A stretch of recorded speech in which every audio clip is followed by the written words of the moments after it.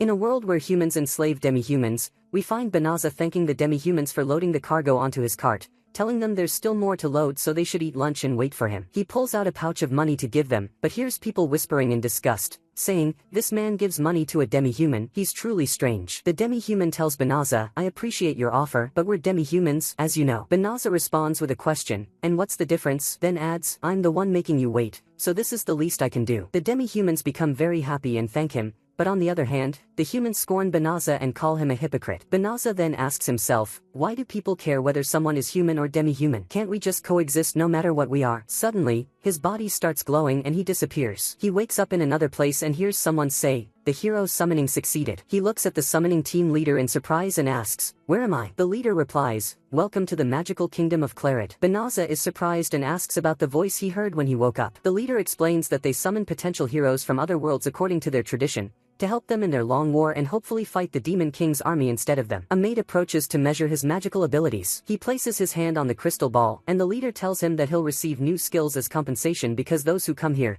those starting from level 1, get powerful skills that can't be obtained through normal training. We call them acquired powers, he adds. A screen appears in front of Banaza showing his magical stats. He notices he can read the language of this world. He looks at the maid and sees her shocked and trembling. She says, he doesn't have any acquired powers, these are just the stats of a normal person. On the other side, they hear the summoners expressing amazement because of the strength of the second hero, who has blonde hair. They cheer for the appearance of a hero on the level of the legendary one, and everyone runs to him in excitement. The hero looks at Banaza with disdain and says, "So I'm the one chosen to be this world's savior." After a while, they head to the royal palace to celebrate the legendary hero, and everyone ignores Banaza as if he never came at all. At sunset, they put him in a carriage, and he recalls what the king told him, "The gate you came from is already closed and won't open again. That's a failure on our part. In this case, we'll allow you to live in the Delaphiza forest in the north, but be careful not to talk to anyone about this mistake." On the way, Banaza tries to speak to the demi-human driver, but the driver says, "Sorry, I'm not allowed to talk to you." Banaza says, "I come from a faraway place and know nothing about this world. Can you tell me a bit about it?" He asks him, "Are you under a slavery contract with the king?" The driver is surprised and asks, "What are you talking about?" Banaza tries to explain that in his world, contracts between humans and demi-humans are common. The driver replies, "It's true my wage is low, but we're not slaves. In these lands, it doesn't matter whether you're human or demi-human." After 20 days, they reach the forest and the driver gives Banaza a magical bag from the king. It contains money and food enough for a long time. Before the driver leaves, he warns Banaza that there are rumors the Demon King's army is nearby, so he advises him to move quickly. Banaza checks the bag and finds a very cheap sword. Some slime monsters appear and one of them attacks him. Banaza defeats it quickly and is surprised that the sword broke from such a weak blow. A screen appears saying that his level has increased and that the voice guide can now be used. He activates it and the guide tells him new skills have been added and displays them. She tells him he has tracking and monster lure spells already applied to his bag. Banaza concludes that monsters attacked him because of the bag given to him by the king and that the king wants him dead quickly. The guide asks, "Do you want to remove the spells on the bag?" He says yes and thinks to himself, "They used easily removable magic just to get rid of me. What are they thinking?" He goes to explore the forest and find a safe place to sleep, but a screen appears blocking him. The guide tells him, this forest is contaminated with a high concentration of demonic matter. Demonic matter is the liquid or gas that comes from demons and causes serious harm to humans. She asks, "Do you want to purify the forest?" He says yes. She warns him it will consume a third of his magical power, but he doesn't care how much magical power he has. The skill activates and purifies the entire forest, and she tells him his level has increased. At the same time, the princess tells her father, "What you did is really cruel. The summoned hero couldn't return to his world because of us, and now he has to live in that dangerous forest. I heard rumors that the Demon King's army has set up its front base there." The king doesn't care about her words and says, "What's so cruel about it? He's just trash who couldn't be our hero." One of the servants comes in and tells the king someone has used the purification spell, which is the best magic of all. The king gets excited and says, "Surely our blonde hero went out to face the Demon King's army. That talent only appears once in a century." The servant awkwardly replies, "Actually, it didn't appear in the south where the hero went. It appeared in the north, in Delaphiza forest." The king and princess are shocked. At the same time, Banaza is surprised that he leveled up and concludes that in this world, leveling up happens simply by using magic. He notices a strange symbol next to his stats and doesn't understand its meaning. He asks the guide, "How much magical power do I have now?" A screen opens and he sees his magical power is already full. He then asks himself, "What should I do now? I don't know the range of my weak purification magic, so I'm not confident entering the forest. And I can't go back to the city now that people there know me." The guide tells him, "In that case, you can use transformation magic." He tries it and transforms into another person, allowing him to go to the city without being recognized. The guide tells him, you can use teleportation magic to get there quickly. He uses it and instantly arrives at the capital. He says to himself, in my world, this was a skill only the most powerful mages could use. An idea comes to his mind and he tries using teleportation magic to return to his world, but fails. He decides he needs to make money to survive in this world, so he goes looking for guilds to join. The guide tells him, go down this path and you'll reach the Adventurers Guild in the town of Claret. When he goes to the guild, the receptionist tells him, we assign adventurer ranks based on their achievements. As your rank rises, you'll be able to take on harder quests and receive better rewards. Anyone registered in the guild can receive emergency funds and compensations if anything happens. She asks him, what name will you register with? He gets flustered and says, my name is Felio, and she gives him a gold coin and says, your information is stored here. He goes to check the quest board and finds that all the rewards are low. Suddenly, he hears a young girl saying she needs someone to go with her to the Delaphiza forest, but all the adventurers refuse because of rumors that the Demon King's army is there, and no amount of money can convince them to risk it. One adventurer tells her that partial troops will be sent there, so she should wait and go with them. She replies, my family is there and I have to go help them quickly, but they ignore her and leave. Felio tells her, I can come with you, and she says, I don't have much money to pay you. He says, that's fine, I've visited that forest before, so we can go there right now with teleportation magic. Everyone in the guild is shocked by his words, saying he must be lying. Teleportation magic isn't something beginners can use. Suddenly, a knight appears, puts her sword to his neck, and says, stay away from this girl. I'm Balarosa from the Royal Knights. She asks, did you say you can use teleportation magic? But you don't seem like a skilled mage capable of using such a spell. Another knight adds, he probably wants to kidnap her or enslave her or sell her. The little girl moves away from him and hides behind the knights. He replies, I'm not a suspicious person, I'm just an adventurer and my name is Felio. And he tries to prove his sincerity by saying, what if you all come with us? They go to a place where no one can see them, and Balarosa warns him that if he tries anything, she'll kill him. He uses teleportation magic, and they're shocked he can actually do it. One of the knights asks him, are you a great mage of the highest rank? He says, no, I'm just a beginner adventurer who does some magic. Balarosa kneels and apologizes for what she said. He tells her it's fine as long as they're not suspicious of him anymore. The little girl asks in surprise, how did the demonic matter disappear from here? I'm sure this place was full of demonic matter, yet I don't sense any magical beasts now. Before Felio can reply, a notification appears telling him he must not tell demons that he used purification. He's confused by the word demons, and Balarosa tells him, I'm sorry for dragging you into this, then pushes the girl aside and they all point their weapons at her. Balarosa says, why don't you show us your real form? Felio is very confused and asks, what's going on here? They explain that the guild posted a notice about a suspicious girl who had been asking for help a lot recently, saying she wanted to travel to that forest, so she's likely trying to return to the Demon King's army. The girl drops the act and mockingly says, the castle's pretend knights now have the nerve to speak to me like that. She transforms into a giant wolf and says, my name is Fenris. I'm the younger sister of Fengarel, one of the 4 legendary kings. You'll regret what you've done. I came because my brother ordered me to gather information about the enemies and find food, but now, you all must die. She fills the air with demonic matter, and everyone weakens except for Felio. Fenris charges at Balarosa, but Felio quickly saves her and thinks to himself, I can't run and protect them all at the same time. So he decides to save them and uses teleportation magic to transport the 4 knights. Fenris asks him, why didn't you escape with them? He thinks to himself, I don't know why I was chosen, but I don't want to die before doing something in this world, so I'll try every spell I have. Fenris charges at him, so he uses high jump, and when he lands, she leaps at him again, so he uses a rock barrier. She gets really furious, so he uses storm magic, while she uses short-range teleport and appears behind him. He then casts gravity magic and pins her to the ground. Banaza says, I have to restrain her now. Isn't there any magic that can do that? The guide tells him, it's best to use enslavement magic. It'll make the target your slave and let you control their thoughts and actions. He replies, I can't do that. Is there another way? Fenris uses anti-gravity magic, but the guide cancels her spell and insists again,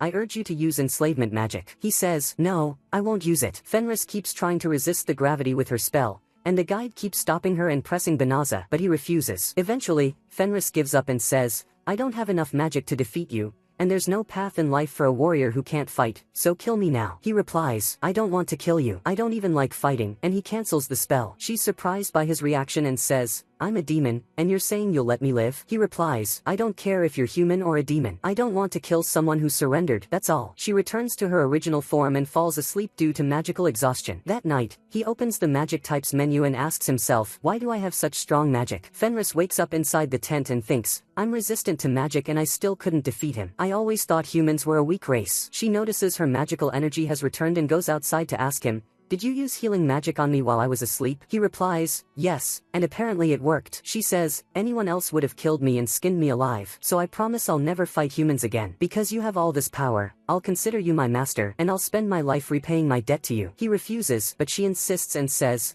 I'll be your servant, carry your things, and do whatever you want. He says, no, don't do that. I don't need to own someone. She shows her claws and says, if you don't accept, I'll kill myself. He stops her and says, alright, you can come with me. Then he tells her that he's not from this world and was summoned as a hero candidate. But he didn't have any skills and they couldn't send him back to his world, which is why he ended up in this forest. He cancels his transformation magic and shows her his true form, telling her, I changed my appearance because they might be looking for me, and now I don't know where to go or what to do, so if you come with me, your life will get much harder, and you'll definitely regret it. She replies, I don't mind. We fanged ones live our lives for the person we consider our master. That's a rule for us. It doesn't matter who you are or where you came from, my loyalty is to you, and I'll live with you for the rest of my life. He agrees. That night, the blonde hero is at the king's castle. The king asks him, what happened? We sent our troops to strike the demon king's army and you let them all be destroyed. He angrily replies, let me tell you something. What's the story with the soldiers you sent with me on this mission? They panicked and fell apart just from seeing a single magical beast, and they were wiped out in seconds. I did what I could to save as many of them as possible. The king asks in disbelief, are you saying the blame is entirely on the soldiers? He replies, yes, you should be thanking me for bringing back as many as I did, and walks off. The king asks one of the soldiers about the hero's performance in battle, and he replies, even though he's a hero,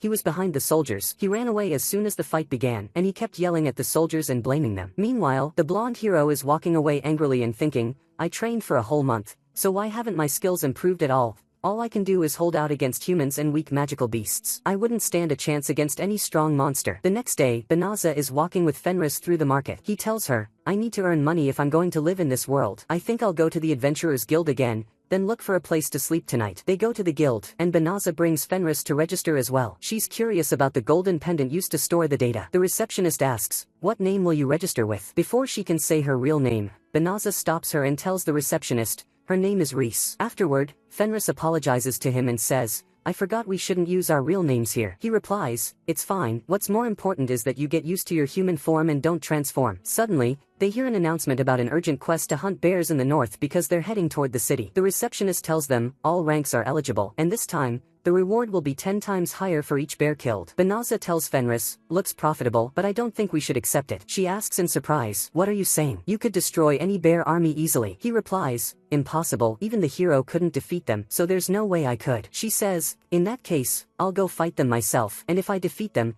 that'll prove you could have beaten them too, since you're the one who beat me. He uses teleportation and they go to the forest with the beasts. They find the house the receptionist told them about, which they can use as a base. Suddenly, they hear screaming and go to check what's happening. They find Balarosa's squad surrounded by bears. Fenris tells him, they're very weak, let's just ignore them and move on. They hear one adventurer tell her friend, you won't be able to fight with those injuries, Blossom. A bear attacks Blossom, and she blocks the strike with her sword but can't hold out and falls to the ground. Before the bear finishes her off, Banaza zaps all the bears with lightning magic. One bear remains and leaps at an adventurer named Bellano, but Fenris jumps with full force and kills it. Afterward, Balarosa thanks Banaza for saving them again and says, we were worried about you after what happened with the monster. Fenris gets annoyed because she meant her. Then Balarosa asks, who's with you? He replies, this is Reese, my travel companion. Suddenly, a huge bear appears behind Fenris, and she looks at it with intense anger, and it faints from fear. She asks the bear, does that mean you surrender? And it bows before her. They decide to take it with them, so Banaza casts a binding spell on it to keep it from attacking humans. Then he uses transformation magic to change its scary appearance, turning it into a cute bunny. They name it Sabi, and Balarosa and the other adventurers are shocked. Then they all return to the house, and Balarosa asks Banaza to teach them how to fight. She says, as you know,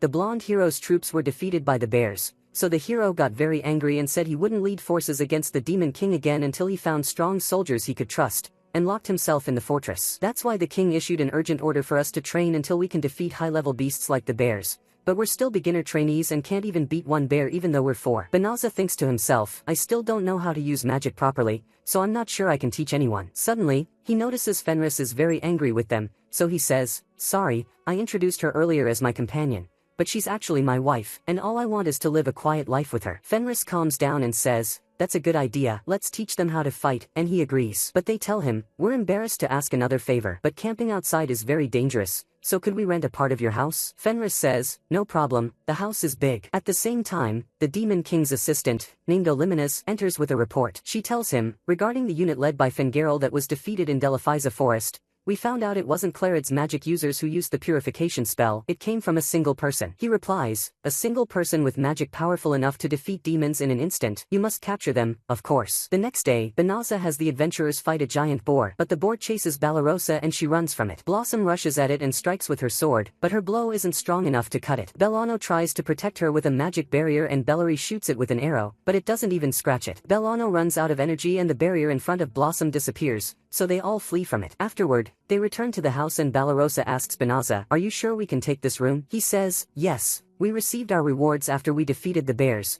and I got a good price for this room. Fenris enters and says she made dinner. They're shocked to see it's raw meat. Banaza says he'll cook it, and Balarosa says she'll help him. After they finish, everyone is impressed, and Blossom asks him, did you use magic? He says, no, I love cooking, and Balarosa helped me. Fenris gets annoyed and jealous. When she sees the salad, she says, plants are food for weak little beasts who can't hunt meat for themselves. Banaza replies, but it's nutritious, and I made it. She tastes it and loves it. Then she tries the cooked meat and is amazed, but when she finds out Balarosa cooked it, she's surprised. Later, they go to the guild to sell the monsters they hunted, and people can't believe they hunted that much. Then Fenris asks Banaza, can I walk around the city while they assess what we brought? A man named Lilith walks in and says to Banaza, I want to talk to you for a bit. Banaza tells Fenris, I'll wait for you, and sits with him. Lilith tells him, your achievements aren't just famous in the guild, they've spread across the whole country. We got a request from the kingdom, they want you to serve the hero. The king said if you agree, he'll make you a knight, because he's never seen anyone defeat that many A-rank monsters before, especially with just 2 people. Banaza thinks to himself, serving for the good of this world is the greatest offer someone could get, but as someone summoned from another world,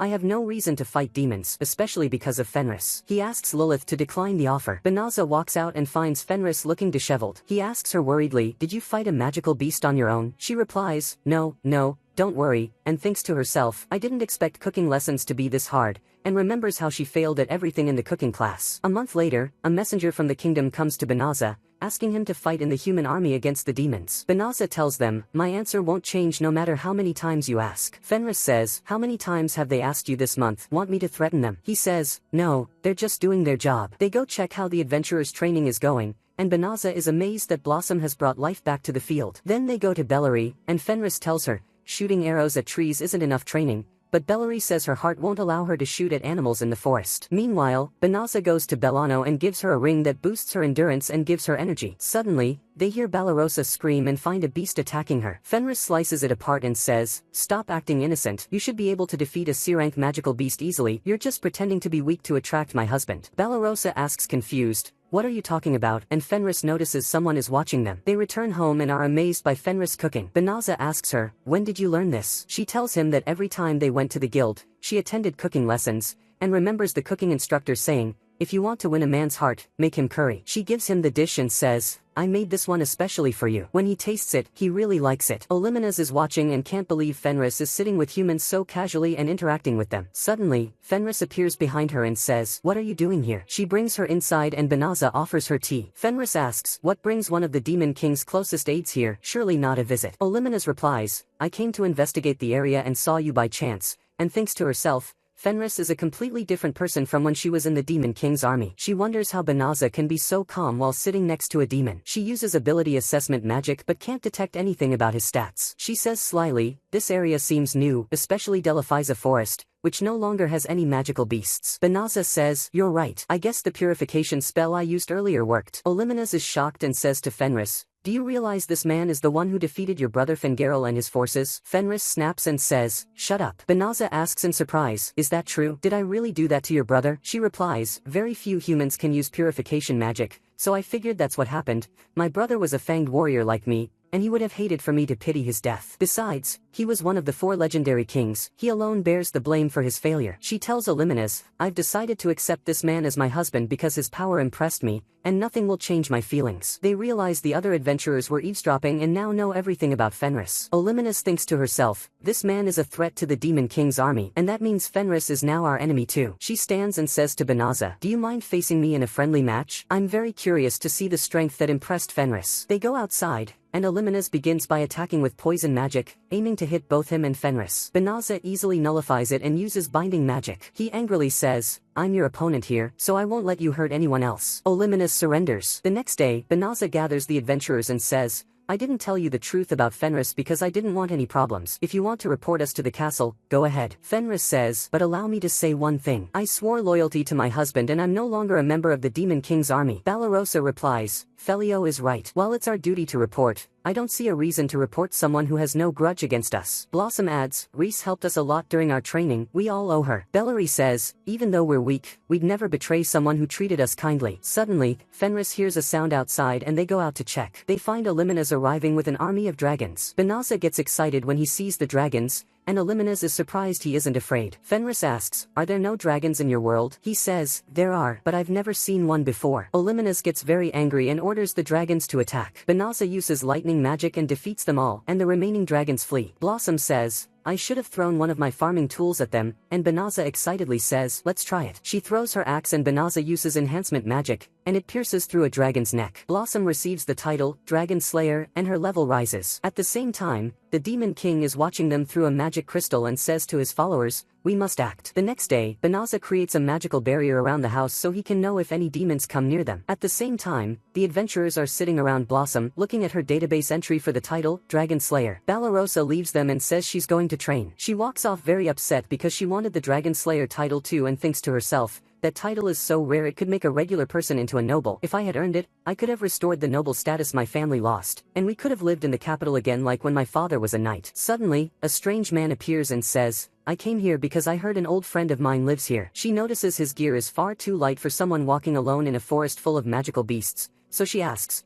"Is your old friend Felio? Or are you talking about his wife?" He replies, "His wife." She draws her sword and says, "So you're from the Demon King's army. What do you want with someone who's cut ties with you?" He says, "I am from the Demon King's army, but I only came to check on her and have no ill intentions. Just deliver my message to Fenris. Ask if she'd like to talk about the past and have tea with me." She says, "I'm Balarosa, and you are?" He replies, "Gozel," and walks off. Banaza and Fenris appear, looking very worried because they detected a demon on Banaza's radar. Balarosa tells them what happened, and Fenris says, "Gozel. He should have picked a better name if he's going to use a fake one." Banaza says, "Our radar showed you were speaking with the Demon King himself, and his real name is Goel." Balarosa is completely shocked and terrified. The next day, the Demon King comes to the house, and Banaza welcomes him and lets him in. The Demon King is surprised by how calm he is. As soon as Balarosa sees him, she's in shock. They all sit and talk. Fenris asks him, "Why are you here? Are you seeking revenge?" He replies, "I hate beating around the bush." He turns to Banaza and asks, "What do you think about joining the Demon King's army?" Banaza refuses immediately. He asks, "Then why are you here instead of fighting with the human army?" Banaza says, "Just because I'm human doesn't mean I'll fight for them. I'm from another world and I don't even know why you're all fighting." The Demon King explains that the war between humans and demons started 500 years ago with the first Demon King,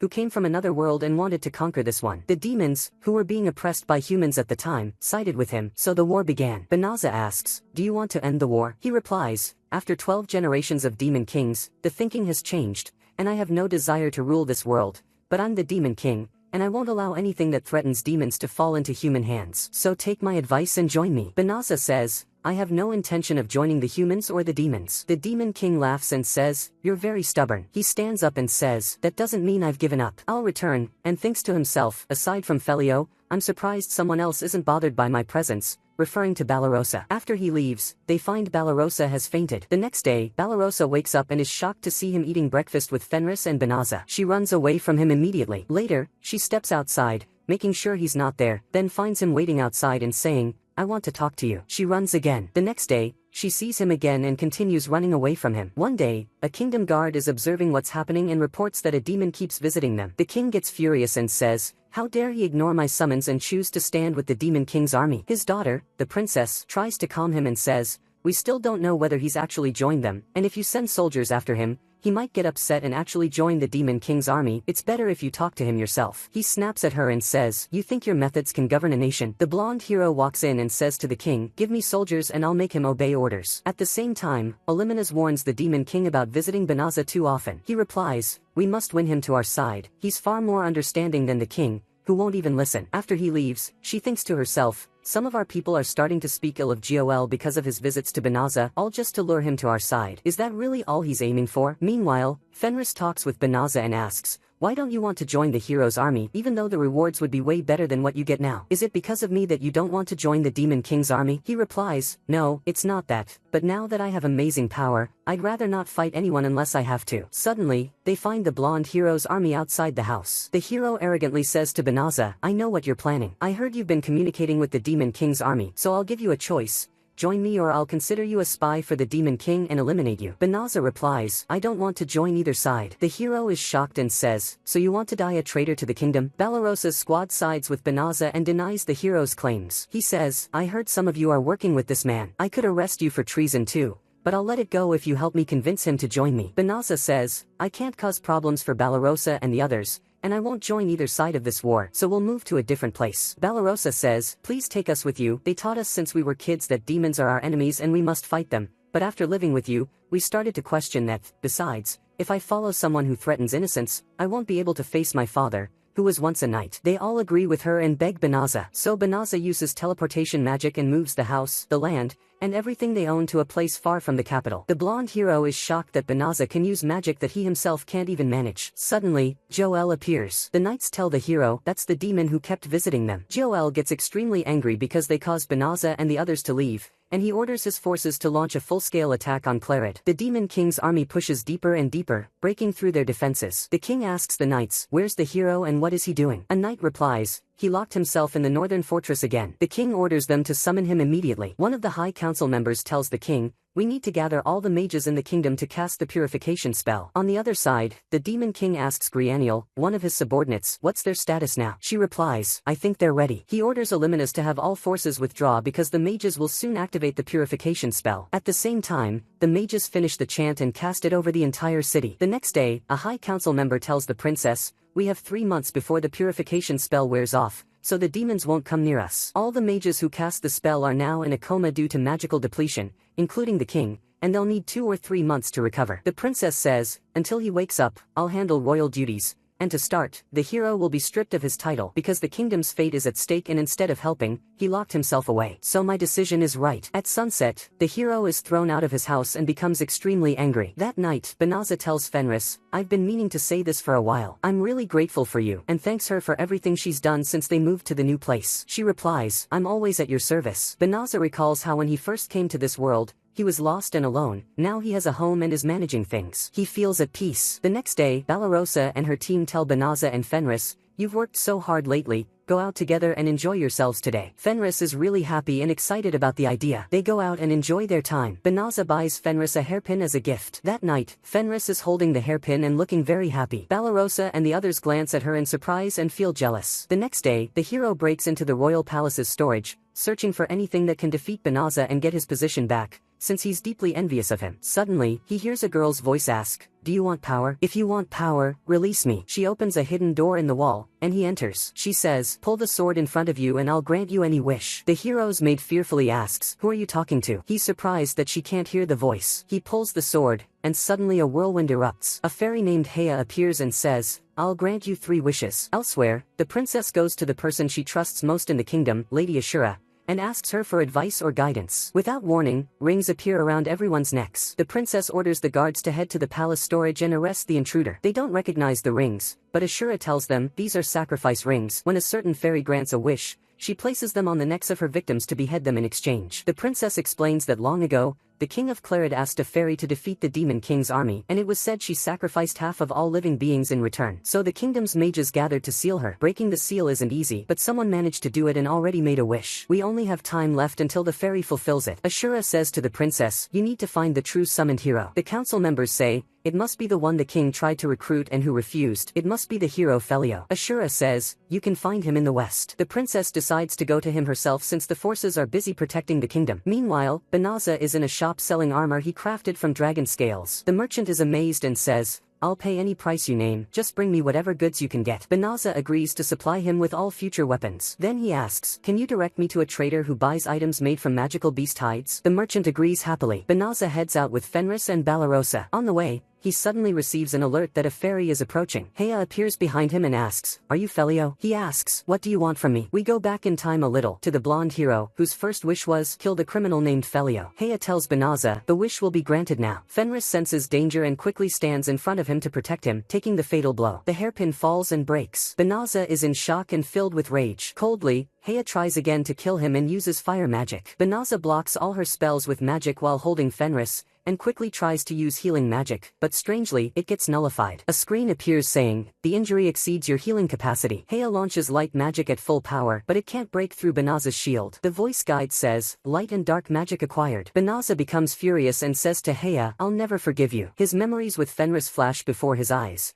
and he remembers how she never left him alone and believed in him. Suddenly, Banaza uses time reversal magic, and the hairpin is repaired and Fenris's wound disappears. Heya is shocked and asks herself how an ordinary human can use a spell that rewinds time. Banaza approaches her and punches her with incredible force. She says, "How dare you do this to someone who mastered all the magic in this world?" But he doesn't care and steps on her. She uses dark magic, but Banaza easily breaks it and lifts her off the ground. She tries to read his abilities and is shocked to see the symbol next to his skills, the infinity sign, meaning Banaza's powers are limitless. He slams her into the wall and punches her in the stomach. She thinks, "My defensive magic can't resist his blows." Fenris wakes up and is surprised that she has no wounds at all. Balarosa explains what happened. She looks at Banaza and sees him attacking Heya with full force. She's happy he's doing this for her and says, even though physical attacks shouldn't work on fairies that use every kind of magic. Suddenly, she remembers he once told her, "I don't like fighting at all." Banaza keeps punching Heya, then starts choking her. Heya begs him to spare her, but he says, "No, you hurt Reese." Fenris runs to him and hugs him. He lets go of Heya, and Fenris tells him, "I won't forgive myself if you lose your kindness because of me." He feels calm seeing her and hugs her back. At the same time, the princess and her guards arrive using teleportation. She apologizes to the mage who cast the spell, since he hasn't fully recovered from the exhaustion caused by the purification spell. She tells the knights, prioritize rest for all the mages. Suddenly, the sacrifice rings around their necks disappear. That's because Banaza defeated Heya and her wish failed. Meanwhile, the knights try to break into the basement to capture the intruder. The hero's mate is terrified and asks him, "What do we do? If they catch us, we'll be executed." He becomes furious, thinking Heya lied to him. Suddenly, he hears the voice again, the one that spoke to him before. It says, "I can't believe a fairy failed, but there's a perfect sacrifice right here." A black aura emerges from the sword's pedestal and wraps around his maid. It possesses her body, and she says to the hero, "I've finally escaped from there. This is my first body in hundreds of years. I must thank you for freeing that annoying fairy for me." She casts a magic circle beneath the hero and forces him to kneel. She says, "I'm Damalinas, the great dark sorceress. I'll give you the power you want instead of that fairy." Suddenly, the hero transforms into a giant monster and destroys the area. She climbs onto his back and decides to go take revenge on the nobles who sealed her. On her way, she sees a teleportation circle and says, "I won't let the royal fools who sealed me escape." Meanwhile, Banaza is healing Heya. When she wakes up, she's terrified of him and begs for forgiveness. Then she's surprised that all her injuries are gone. Banaza tells her, that's only because Reese is okay. Balarosa asks him, "What do we do with her? Someone this dangerous can't be left to regular knights or town guards." Banaza thinks and says, "Maybe we can seal her in the basement again." Heya asks him, "How did you know I was sealed there?" He replies, "For some reason, I can use more spells now. I got inside your mind and learned what happened." Heya is stunned and thinks to herself, memory dive magic? He can use a spell that only I've been able to use in this world. Banaza continues, "You're a fairy who grants wishes, but the price is way too high, and if I send you back to the castle, this will all happen again." Fenris runs over and says, "I have a solution. From today, you'll be my husband's servant." Before Banaza can object, she says, "I fully understand that you don't need a servant, but since we can't rely on the castle to handle her, it's better to keep her under our watch. Besides, having a fairy with this kind of power on our side will strengthen our position." Banaza agrees and tells Heya, "If you promise not to hurt anyone again, I'm willing to forgive what you did." She promises to serve him from now on and forever. After that, Banaza looks at the city that was destroyed and says, "Maybe I can use the same time magic that saved Reese." Heya tells him, "Please don't use that spell again. It's complicated, but time manipulation magic only affects people within your proximity. It can create contradictions between those affected and others, which could lead to serious accidents. When I use it, I can limit the target area. This isn't a spell meant for humans." He asks her in surprise, "Then why can I use it?" She replies, "Because your skills are limitless." He remembers the symbol he saw on the stats screen and didn't understand at the time. Heya continues, "Since you have limitless skills, you can use magic that only the greats can use. This magic is called full mastery. As soon as someone casts a spell on you, you gain the ability and all the chance related to it." He asks, "So when you used your magic, I gained fairy magic that only you can use?" She says, "Exactly, but like I said, time magic causes disasters, so please don't use it again. Later, they return home. The other adventurers are afraid of Heya. Banaza tells them, she had nowhere else to go, so I brought her here. But they object since they still don't trust her. Balarosa tells them, don't worry, as long as Banaza's here, we're safe, and shows Heya to her room. That night, Banaza enters his room and finds Fenris looking down. She asks him, are you going back to your world? Since you can use fairy magic now, can't you go back to your world? Please take me with you, wherever you are. I want to be with you, so please don't leave me alone. He reassures her, no, I'll never go back. The world I came from would be far too cruel for you,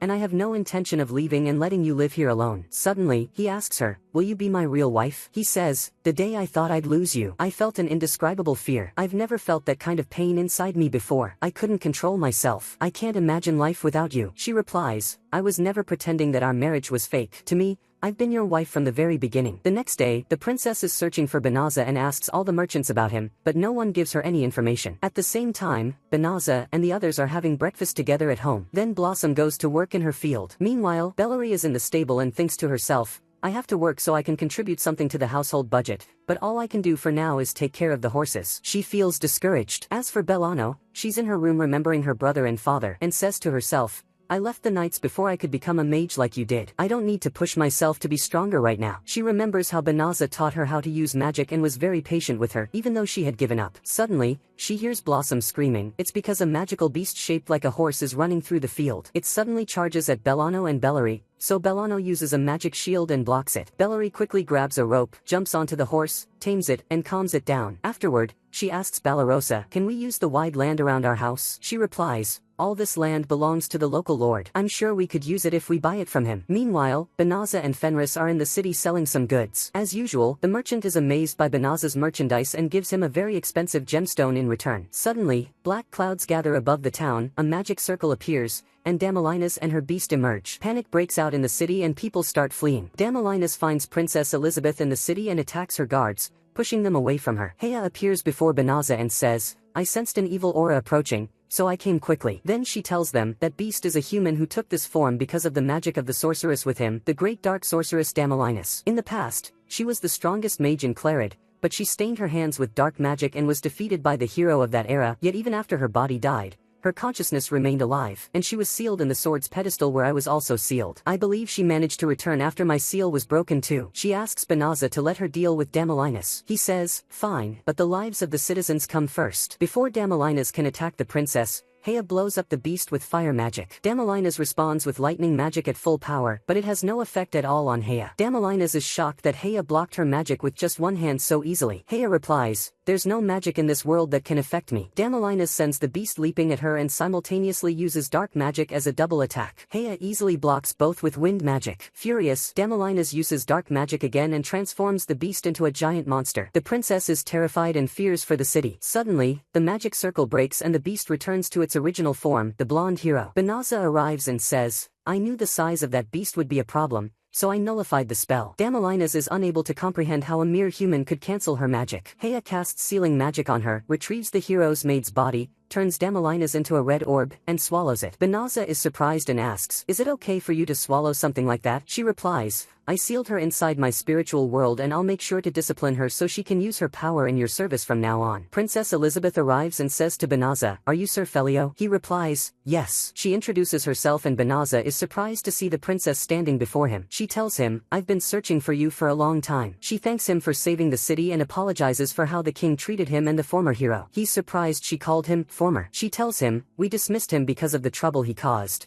and I'd like to ask you to come with me to the castle as our true hero. He replies, I'm sorry, but you should give that role to someone who won't hesitate to use all his power for humans. I'm not that person. Besides, the life I live now is the best life I could ask for. All I want is to live in peace with my wife. At sunset, he returns home and finds the adventurers waiting to tell him they want to expand their property. Bellary says, I want to tame magical horse beasts and raise them, so I'll need wide land to do that. Then Blossom says, I'll get more fields and plant more vegetables. Banaza is very happy with the idea and agrees. They're thrilled, and Bellary says, but we want to handle the negotiations and buy the land ourselves. He's surprised and says, but that land is really expensive, and calculates the price. When they see it, they're shocked. But he tells them, don't worry, I'll pay for it and it'll be part of this home. I'll be glad to see you taking care of it. But they refuse to take it for free, so he suggests taking a share of their profits instead. They agree and are very happy. The next day, Banaza fulfills his promise to them. Later, he asks Blossom, since you'll rely on selling vegetables, why don't you grow crops that are hard to grow in this region? He explains that they could control the temperature using magic, and with some preparation, they could grow anything here. She refuses the idea because she doesn't want to rely on his magic to run her farm. Heya appears and says, I can help with the farming using my magic. Blossom gets upset and says, vegetables only grow well if we plant them with love and care. We can't rely on magic for everything. Heya asks in surprise, but won't farming be highly inefficient because of the weather? Blossom refuses and insists. Then Belano appears and says to Blossom, but I want to see how she does it. They're surprised by what she's wearing. She says, I'm going to the magic school. I'll be a student and a teacher there at the same time. Everyone is very happy for her, and Banaza says, I'm proud of you. Blossom reluctantly agrees to try magic in farming for Belano's sake. At sunset, Banaza watches them proudly as they achieve their goals. He says to Fenris, I've also found something I want to do. She asks, what is it? He replies, I want to open my own store in this world someday. She's really excited about the idea and supports him. Then he gives her a ring he crafted using the gemstone he got from the merchant and says,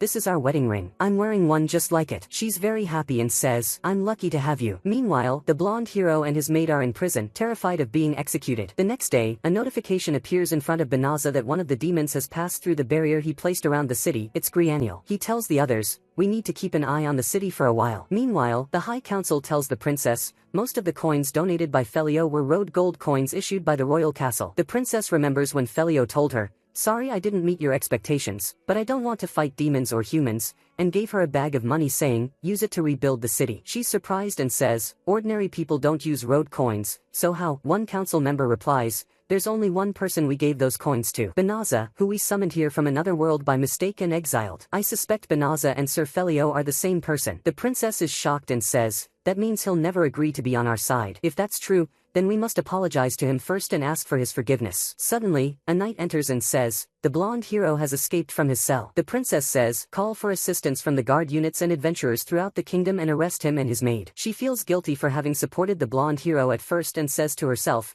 we should have made Banaza our hero from the start. The knights search for the blonde hero and his maid, who are hiding in the forest. The hero says to his maid, this is all the fairy's fault. Now I'm treated like a criminal. She replies, we're fugitives and thieves now. He angrily replies, we didn't steal anything. She says, you stole the magic pouch you found in the treasure chest. He says, I didn't steal it, it's mine. They promised me rewards when I completed my mission as a hero. They're lucky I only took that pouch. He looks inside the pouch, upset that there's no money, but finds a treasure box. He opens it and finds a set of digging tools. They sense soldiers approaching. When the soldiers arrive, no one is there, because the hero used the tools to dig a hole in an instant. On the other side, in the Demon King's army, Illuminus apologizes to the Demon King for not finding Felio yet. She says nervously, I don't believe this is the right time to prioritize searching for Felio instead of advancing our army. If we move our troops now, we'll fill the land with demonic matter and open an ideal path for our forces to march on. If we strike with full force now, we can destroy the castle. He gets angry and says, did you forget that man can use purification magic on his own? Even if we sacrifice magical beasts to open the way,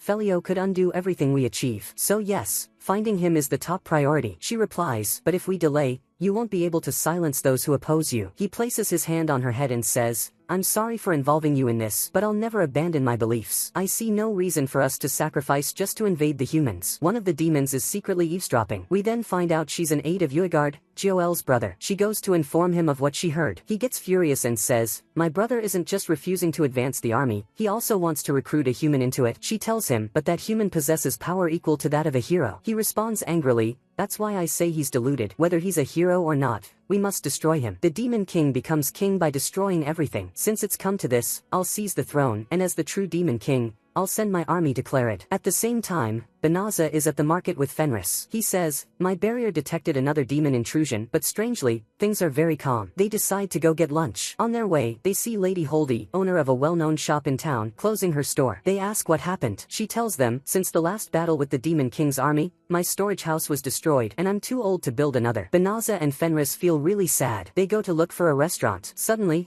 Balarosa appears and offers to treat them to lunch to celebrate her new promotion in the Adventurers Guild and the reward she received. They're very happy and she says, it's thanks to your training, so I wanted to thank you. Suddenly, Heya appears and tells Banaza, I sensed a very powerful demon approaching. Fenris interrupts her and pulls her aside, because the demon she's talking about is Joel. They take him with them to the restaurant, and he tells them, I came here because my intel unit reported some strange magic, but I'm glad it brought us together again. Balarosa is tense due to his presence. Suddenly, he says to her, I hoped we could talk sometime. Balarosa becomes even more nervous and doesn't respond. After a while, the Demon King says, I love human food very much. Even before I became king, I used to visit places like this often. Banaza says, you seem very interested in human culture. He replies, studying the enemy's culture helps increase military strength. Balarosa asks angrily, does that mean you're observing enemy movements right now? He says, I can't deny that, since I'm still trying to recruit Sir Felio to our side. She becomes more upset and says, you know how we're living our lives now, and you're still trampling all over that? Calmly, he replies, yes, we're both equal when it comes to trampling others. Even if humans treat our very existence as demons like a plague, that's no reason for us to endure persecution. Banaza says in surprise, we haven't had any trouble living with Reese, so what do you mean by plague? Heya explains, the biggest difference between demons and humans is the presence of demonic matter in their bodies. Some demons can control it, others can't. The ones who can't release small amounts from their bodies,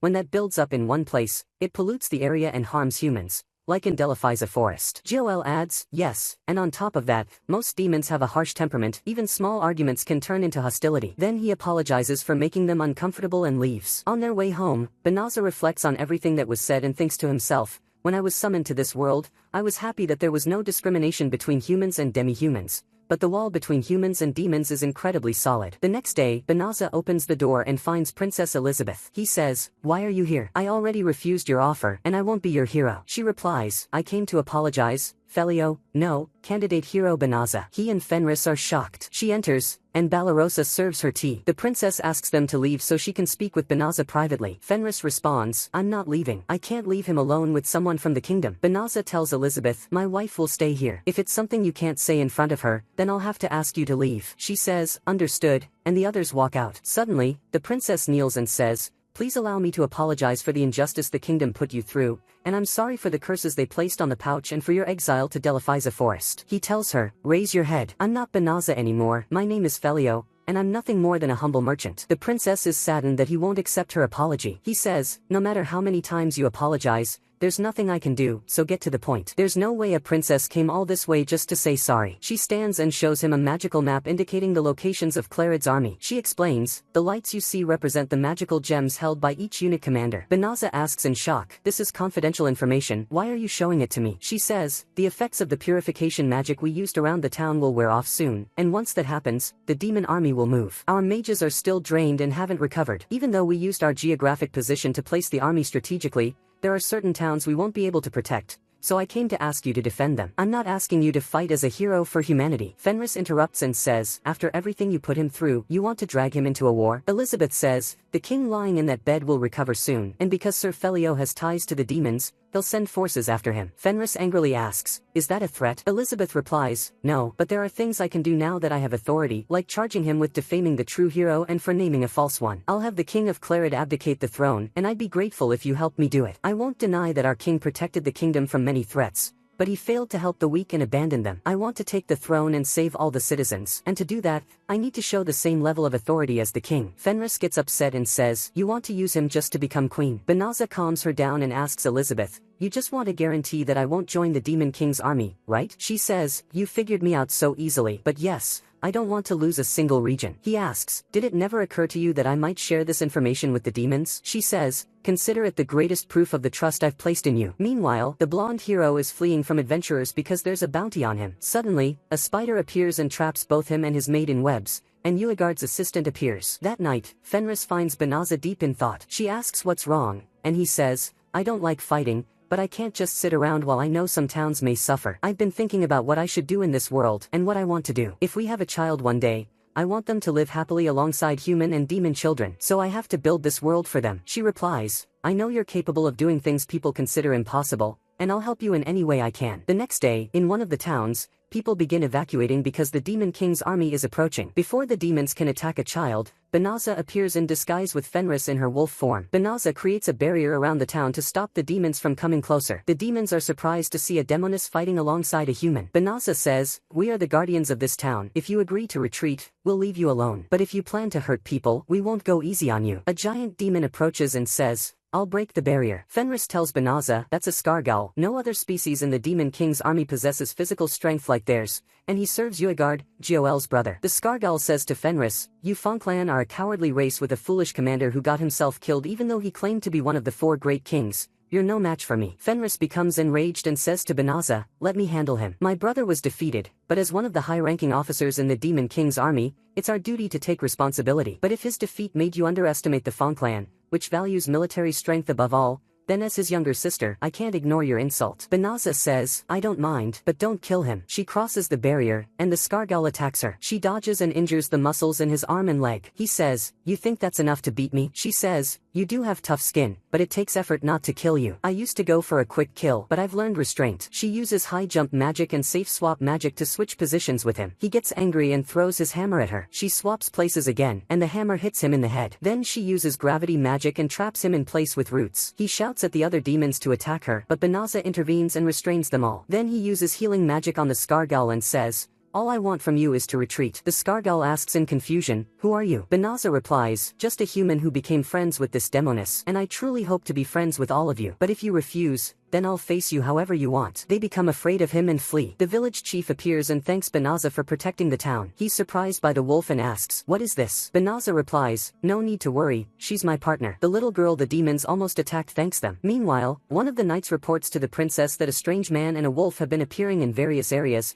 driving away demons and leaving without saying his name or taking any money, and strangely, he claims that Princess Elizabeth sent him. Thank you letters are pouring in from everywhere. The princess is overjoyed and realizes that Felio fulfilled her request. They tell the knight, "Send word to all forces across the kingdom, if they see this man, cooperate with him." Elsewhere, Goel is furious at his brother for acting without telling him. Suddenly, Grianiel appears and tells him, Olimenas reported an emergency. Uegard is planning a rebellion and has taken the throne room with his closest aides. At the same time, Uegard is already in the throne room and says to his aide, "Vovan, is everything ready?" She replies, "Yes, and luckily we selected some high potential humans so that when you face Lord Goel, we'll use the forbidden secret art, which requires human sacrifices." The blonde hero and his maid are bound in spider silk. Meanwhile, Goel is on his way to the demon homeland at full speed. The next day, Goel and Olimenas arrive, and Goel says to Banaza, "I want to ask you for a favor. May I live in your house for free for a while?" Banaza and Fenris are shocked and think he's joking, but he tells them, "I'm serious, and I think I need to explain." We go back to the previous day. Olimenas is objecting to what's happening in the castle and is surprised the 4 legendary kings aren't saying anything. They tell her, "We'll be witnesses to the duel between Uegard and Goel." Olimenas gets angry and says, "This is betrayal." They reply, "We agreed to the duel hoping Goel would open his eyes. He's always absent from the castle and refuses to advance the army, so everyone is doubting him." When they enter the throne room,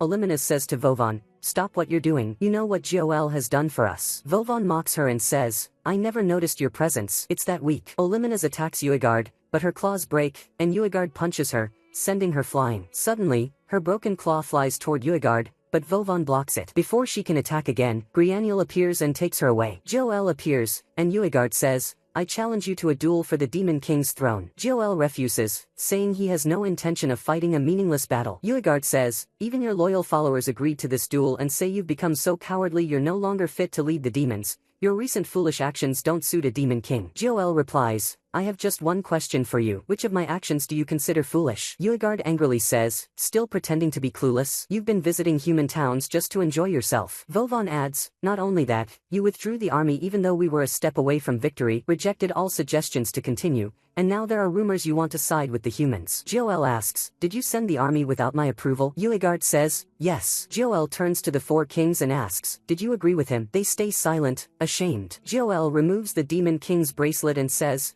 "I relinquish my position." Everyone is shocked. Uegard says, "Are you mocking me?" Goel replies, "If all of you believe my actions don't suit a demon king, then I have no reason to cling to the title." Uegard charges at him, and Goel kicks him through the wall and out of the building. He says, "That's for hurting Olimenas." Back to the present, Banaza says, "I understand your reasons, but I need to ask the others first." Coincidentally, Balarosa enters and is surprised to see Goel. Banaza asks her opinion about Goel living with them, but she says nothing. They gather the rest of the adventurers. Goel says, "There's no need to be nervous. I'm no longer the demon king, and it wouldn't be right for me to live on demon territory. If I must rely on the humans I consider friends, then Sir Felio is the only one who comes to mind." Blossom says in disbelief, "But the demon army attacked Clarid recently." Fenris replies, "Then Uegard, the current demon king, is the one responsible for that attack." Goel confirms it and promises not to harm any humans. Fenris asks Olimenas, how did Gol become completely broke, even though he was the Demon King and you're with him? Olymanus says, my intel squad disbanded after everything, and the former Demon King gave them all our money. Gol adds, thanks to them, the damage our army suffered was minimal, so it was a fair reward. Olymanus angrily says, it's because of your kindness that the demons rebelled against you. Gol replies, I never cared about the ways of my predecessors. I took the throne from my father but stepped down because I had no support. But there are still things I can do without being king. Just like Sir Felio managed to stop the conflict between humans and demons while hiding his identity. Fenris is surprised he knew, and Olymanus says, you're right. Banaza asks the others, do you mind if Gol lives with us? Everyone agrees except Balarosa, who gets angry and says, he may have stepped down, but he was still the Demon King, and the woman with him was his closest aide. With an innocent face, Fenris says, so you're saying I should throw out my former boss and colleague even though they have nowhere else to go? Balarosa is stunned and doesn't know how to respond, so she agrees. The next day, Gol tries to be helpful and offers to help with their work, but they're scared and ask him to stay away. He then goes to Banaza and sees the weapons he's made. Gol is amazed by them, and Olymanus gets annoyed that Gol is bonding with him so easily. That evening, they all go camping outside the house and have a great time, but Balarosa is sitting alone. Later, everyone goes to sleep except her. Banaza and Fenris bring her herbal tea and cakes to help her sleep. Banaza says, Reese was worried about you and said you seemed down. Maybe we pressured you into agreeing to Gol and Olymanus staying here. She replies, no, since I'm living here for free, I have no right to judge. Banaza says, I love the life we're living. I sell armor made from the materials of magical beasts we hunt,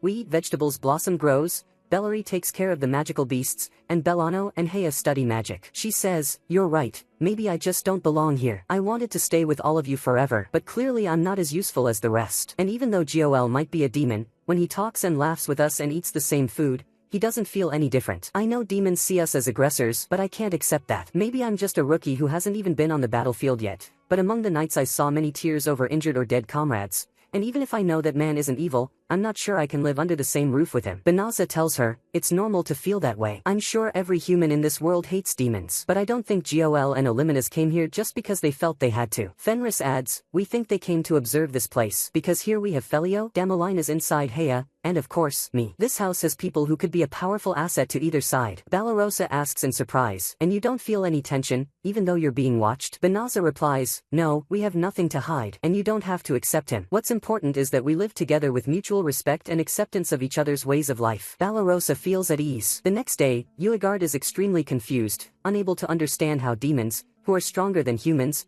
can't advance any further and invade the kingdom. Vovon tells him, according to the reports, the humans have set traps on all the roads the demon army uses. He replies in disbelief, those things never stopped us before. If this continues, we'll have to crush them with an enormous army that traps can't slow down. She asks, how will you gather such a force? He hits her and says, that's your job to figure out. Then he walks out of the room, and the four legendary kings aren't pleased with what's happening. Hoogie and Mugi say, he's clearly a commander who only knows how to charge and lose. Gol always advanced wisely and after thorough research. Yumanet adds, our intel unit left with Olymanus, so what do we do? Sleepbird says, our army's morale is plummeting, and at this rate, we'll be defeated. Vovon says, no need to worry, I have a plan. First, we'll hold a meeting to boost the army's morale. Meanwhile, Banaza and Fenris are in the city and win a prize. Tickets for a trip to the hot springs. Fenris is shocked that the tickets are for more than 2 people and gets upset that the others are coming along, since she wanted to go alone with her husband. Later, they all go to the hot springs. Olymanus is surprised by the clothing people are wearing, and Balarosa tells her, it's a yukata.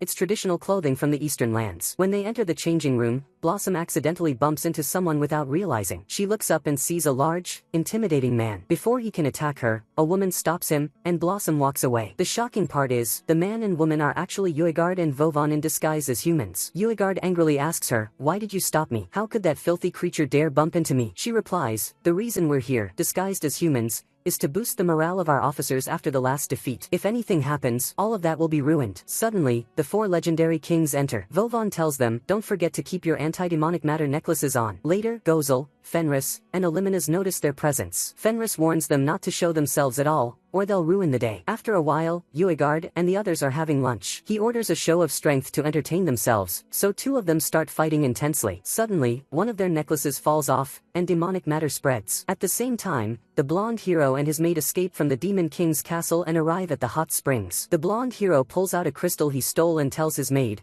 once we sell this, we'll be super rich. Suddenly, the crystal starts absorbing all the demonic matter released from the demons' fight. Their battle had destroyed the building, and as they continued fighting, the crystal disappears and appears on the blonde hero's neck, he transforms into a giant demon. Meanwhile, Balarosa talks with Olimenes and asks, "Do you want Gozel to become Demon King again?" Olimenes says, "Of course. No one has his strength, and he always cares for everyone in his world. He's not someone meant to live a lowly human life without reverence." Suddenly, Balarosa sees the monster about to destroy one of the hot spring buildings. Banaza saves the day and prevents the building from collapsing, but the monster keeps trying to destroy it. When Gozel sees the monster, he says, "That's a concentrated mass of demonic matter." Olimenes tries to figure out how the monster was formed and says, "There's a magic stone that absorbs and enhances demonic matter within it, but a living being is needed to control it." Balarosa gathers the adventurers and heads off to rescue people nearby, but Olimenes stops her and says, "You won't be able to do anything in this situation." Joel says, "I believe Sir Felio is more than enough for this task." Balarosa snaps, "Are you just trying to dump everything on Sir Felio? He's been stuck between humans and demons for a long time and has suffered because of it, yet he still uses his power to protect everyone. We can't expect him to handle everything just because we're not strong enough. We'll stand by his side to help him. We were knights, and we'll do whatever we can." Joel now understands why Banaza keeps them by his side. He tells Olimenes, "Reese said not to interfere, but I don't think now's the time to just watch." They teleport and move toward the monster. The other demons notice them. Uegard comes out and walks up to Joel. He breaks his own anti-demonic matter necklace, gaining control over it, and he releases the demonic matter at Joel, but Joel blocks it easily. Uegard jumps onto the monster and makes it attack Joel, but all its strikes are too weak for him. At the same time, Balarosa goes to inform Banaza of everything that happened, and he says, "If Joel is fighting over there, then I need to focus on protecting the building." On the other side, the monster restrains Joel, so Joel takes advantage of that and slams it into the building. Olimenes says to Joel, "We need to get these humans away from the magic stone." So Fenris uses close-range teleportation and punches the blonde hero, sending him flying. The stone breaks, and the monster disappears. Joel catches the maid before she hits the ground. Uegard mocks him. Then Joel asks, "You're not planning to back down, are you?" Uegard replies, "Of course not. I'll eat, drink, and spread corruption as I please." He charges his hand with demonic matter and punches, but Joel dodges quickly. Uegard throws another punch, and this time Joel grabs his fist and tells him, "Learn to focus on your surroundings." Uegard gets angry and tries a flurry of punches, but Joel dodges them all easily. Meanwhile, Olimenes asks the other demons, "What brought you here?" They reply, "We just came for the hot springs. If the brothers want to fight, we'll leave them to it. We have no intention of fighting." Vovon attacks Olimenes, but Olimenes jumps on her with her claws. Elsewhere, Joel grabs Uegard's fist and counters with magic punches. Uegard charges his entire body with demonic matter and lands a heavy punch on Joel. Joel blocks it with his hand, and Uegard tries to provoke him, saying, "Did you lose your natural aggression? You're not the type to focus only on defense." He grabs Joel's head and slams it with his own. Joel grabs him and says, "I didn't want to use this again." Suddenly, he nullifies all the demonic matter in his body. Uegard is stunned and asks, "What did you do?" Joel replies, "I sealed it temporarily. It's the source of demons' physical strength. Now you're no different from a human." Uegard asks, "Where did you learn that spell?" Joel says, "I mastered it to defeat the former Demon King. It was a spell the humans were trying to invent. The previous Demon King pushed the humans too far. Trying to force the enemy into submission will only lead to the demon's destruction." Uegard gets furious and stands up, and suddenly the hot spring owners use sealing paper to bind Uegard and his followers. The owner explains that the yukatas at this place are infused with magic for emergencies, and she kicks them out. Banaza repairs the building, and everyone is amazed by him, and the rest help clean up the area after everything that happened. The owner thanks them. That night, they go back to enjoying their time in the hot springs. Joel says to Banaza, "From the first day I met you, I found you interesting. You were calm and brave in my presence and didn't use your incredible power for selfish reasons but used it to bring peace between humans and demons. Just the two of us can build a new relationship between demons and humans." Banaza says, "I've met new people I can trust in this world, and I plan to borrow their strength to do what I can." Joel says, "I'm with you." Then they all eat together. Balarosa goes to thank Joel for what he did in saving the humans. He tells her, "I could never break my promise to you." Later, they go to sleep, but Reese and Banaza stay up for a bit. Banaza asks her, "What do you think of humans?" She says, "They're weaker than the fanged ones, but among humans, things aren't measured by military strength like with us. I still remember the day I felt defeated when I ate Balarosa's sweets. It's hard to describe what I feel toward humans, but I don't see them as enemies. On the contrary, they've become dear to me." He's happy with her words and says, "The battle between humans and demons will intensify, and if that happens, I think I'll protect the town to make sure people don't get hurt. I want you to help me with that. If you stay by my side and make sure I don't favor either side, then I know I'll be able to get through this without messing up." She says, "Of course I'll be with you." The next day, they return home and live their lives together, each in their own field. Joel helps Banaza craft weapons. As for the kingdom, what Princess Elizabeth said ends up happening, and she takes the throne in place of her father, who fled when he realized his actions had been exposed.